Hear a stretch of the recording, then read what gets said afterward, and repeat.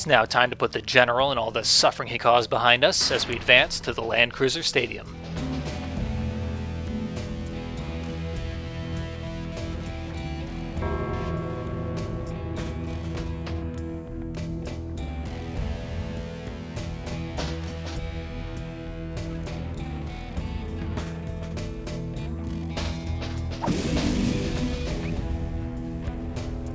Achieving final victory over our nightmares has unlocked the final blood magic. The spirit magic is one that we see all the time in the co-op run. We're going to be seeing it a lot here because it's incredibly useful. One last spiteful swipe at the General's corpse. Here at the Halberbot, I'll be upgrading my health for the first time. Been neglecting it for way too long, and it's ridiculously cheap at this point.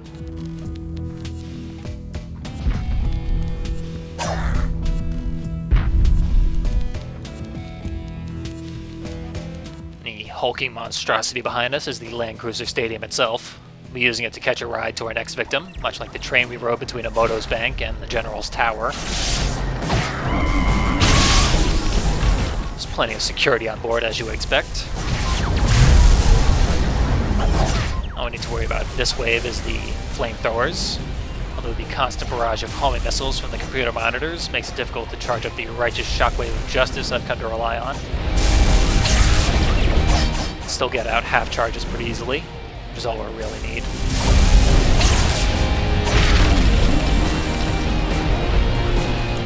With him out of the way, all that remains is to body slam these computers.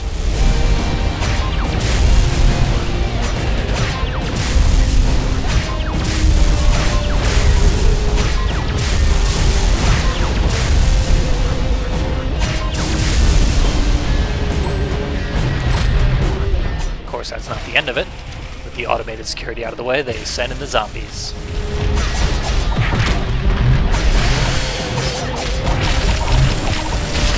And some of the nightstick guardsmen from the prologue. Haven't seen much of them in a while. They don't pose much more of a threat than the zombies do.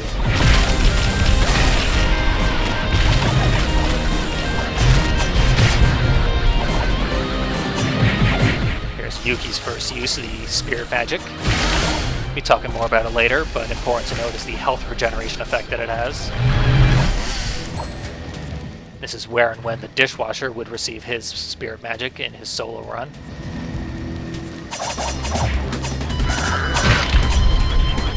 Here's the timed fight for this level. It's a samurai and a whole bunch of ninjas. We don't normally see this many enemies on screen at the same time. Makes things a bit more exciting.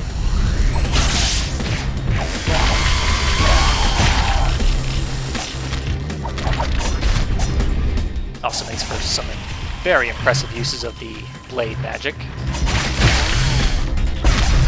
There's another use of the instantly executed chainsaw uppercut that the Conviction has. If you do a light attack followed immediately by a heavy attack, you instantly rush forward and uppercut. Normally using the uppercut, it takes about a second to charge up, wherein you're completely vulnerable. The instant one is much more useful.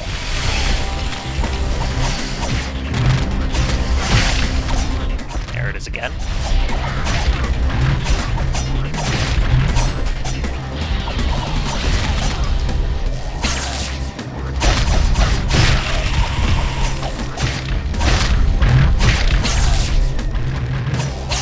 They're just gonna bury us in ninjas for this entire level. Which I don't mind, they're pretty fun to fight.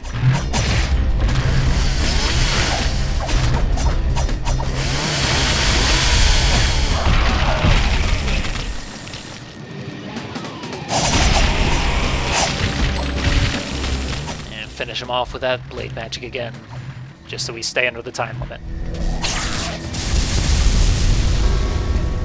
Not that we have much need of the prize. I've only used kit and vitamins once as an example. It's at this time that I realize I should probably change up my beads a little bit. Don't need the cat bead as much since I have the shotgun for emergencies, and I don't need the bat bead because I have the spirit magic to regenerate health. So I should now be doing an incredible amount more damage.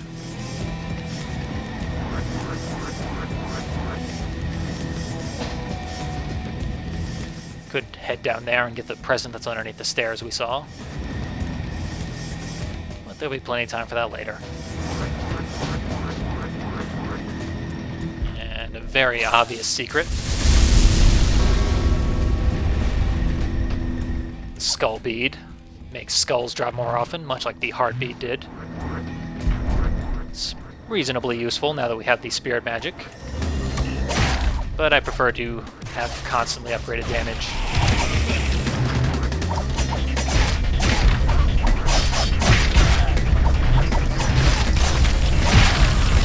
This is a rather nice room, because we will be painting the entire background red by the time we're done here.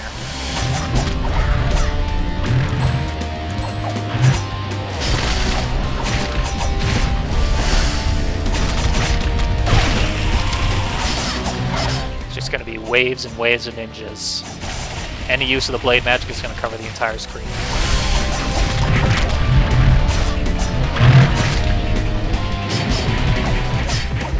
And the spirit magic.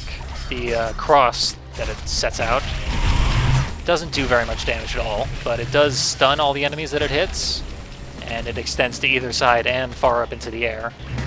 And while it's out, you can still attack. So it's a good way to safely do a lot of damage to enemies who can't retaliate. All the while regaining health. And we've got an essential key. Don't want to leave that skull behind.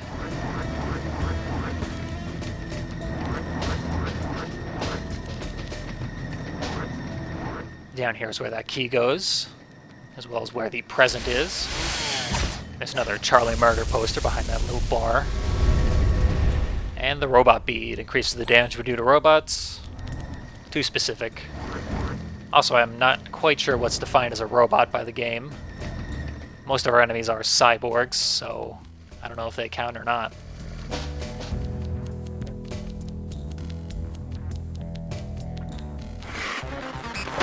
And already we're at the boss. The Goalie, pronounced with a hard G as in gob. Goalie's a bit different than previous boss fights. His attacks come out almost instantaneously, but at the end of each of his moves he has to slide a little bit, so that's when he's most vulnerable. And he, like the first fight in the level, surrounds himself with computer monitors that prevent us from charging up the righteous shockwave. We have to take a slightly different strategy than we have with previous bosses. Makes for an interesting fight, and a pretty fun one as well.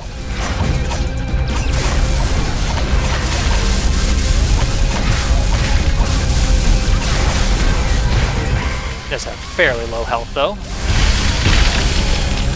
And if you don't mess up too bad, he's dealt with pretty quickly.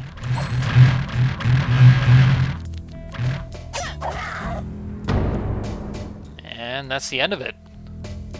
Since it's been such a ridiculously short level, I decided to clip in the final solo from the first game, right at the end here as a little bonus, since I won't have anywhere else to shoehorn it in. So enjoy that.